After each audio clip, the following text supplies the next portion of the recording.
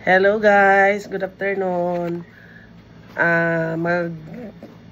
Nantay schedule guys ato ang fertilizer discount voucher no nga ayuda gikan sa ato ang Department of Agriculture para sa ato ang mga rice farmer. Labi na kanini ang discount voucher para ni sa atong mga nakakuha og hybrid rice seeds no diha sa niagi nga cropping kanang atong gi-harvest karon. So kanang hybrid no arong dili maglibog katong nakakuha lang og hybrid. So natay schedule akong basahon ang schedule no. Magsugod ang ato ang pagpang-release April 2 taman April 4. So bali tulo ka adlaw unya naay mga barangay nga naka-assign kada adlaw.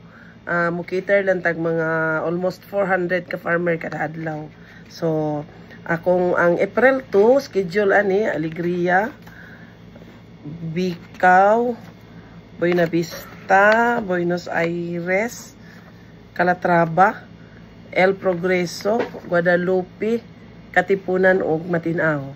Sa April 3 La Libertad, La Paz, La Salvacion, Monte Hermoso, Monte Suerte, Monte Sunting, Montevideo, Nueva Farsa, Nueva Vida Este ug Tamboan.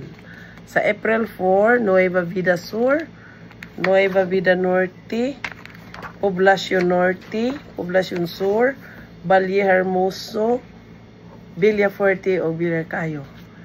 So ang atong venue ani adto sa ato ang Carmen Gymnasium. Mahimo magda sa ilahang RSBSA nga ID og sudlanan sako no nga kasudlan para sa mga bungkig-bungkig nga mga dala. So balikon ako, hybrid takers pa ni ang atong mauna. We have 1,053 farmers. Salamat ug maayong palisatanan.